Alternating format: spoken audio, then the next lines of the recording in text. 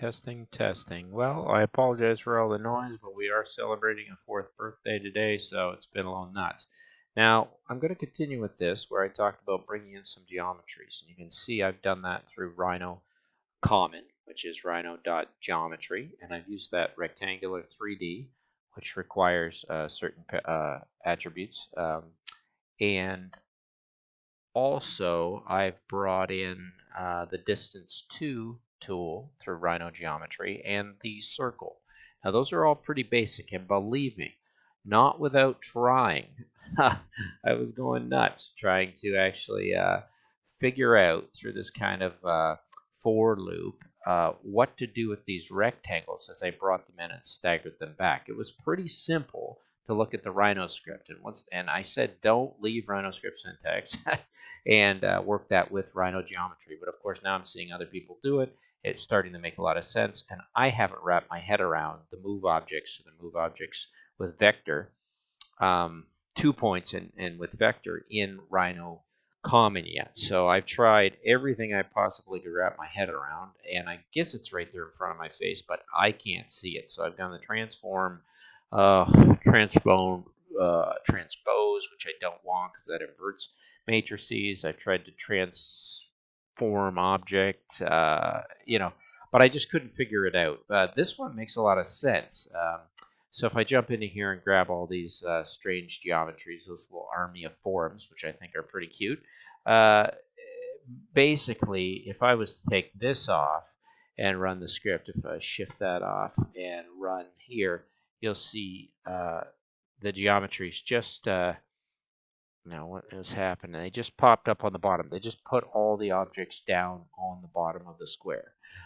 They're not really in the position I wanted to be, so then after getting them all in there, I basically want to pop them up in the positions of where they need to be, and there they go. They take a little bit of time because what I've done is I got a slower script here because when I was done these points from the square bridge, I surfaced them and then I extruded them. So maybe it's best if I just disable the extrusion. We deal solely with the surfaces, and you could just do the curves, but I like seeing things with the surfaces.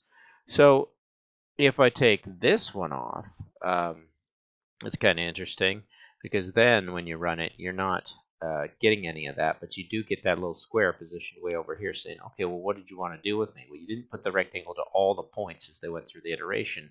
So you just kind of generated a vector and staggered it a bit and moved it back here. So you definitely need both parts of that.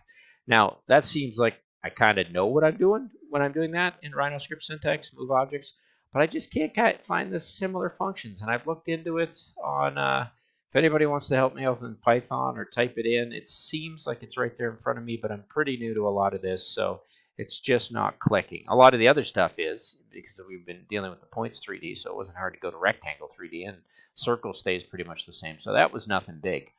I did want you to take a look at in doing this with Rhino Rectangle 3 as opposed to making it in Rhino script, you end up with a GUID. That's why I printed, without a GUID, you end up with an actual geometry. So I think that's interesting to be playing with those rectangles. So I'll just pop back on our other one, enable. It's still a pretty fast script. It's over 1 millisecond for sure, but there's a lot of objects there, and I think there's a nice play. And if you didn't see what was happening, I can go into here and grab this point, because that's the whole point of this thing, is that we've got an attractor point scripted in that it will, because of its distance, change everything. And I just slid it over there, and you can see the whole thing kind of jump like a whole bunch of little soldiers. So that's really the fun of this script, is to have an attractor point with some geometries put into the Python. And this is going to be a slow learning curve for me, but I'm going to keep doing it and see how it goes. And I guess I should have run my script if I wanted those squares there, and that's the reason it's taken so much time. So I'm just going to pop that back over here, and they're going to do the same thing. They're going to jump and twist and attract and change differently. But you get this wonderful little whatever. You get this little tiny world that you can jump into and turntable through, and it slows down a little bit. But yeah, we can kind of fly through that and see what's going on. There we go.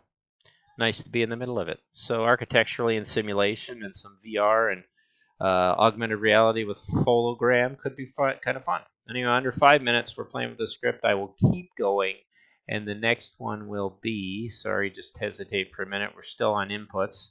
with plenty of Monkey King going on in the background. So if that rings a bell for anybody, have fun with that. I think I've gone too fast. We're at inputs.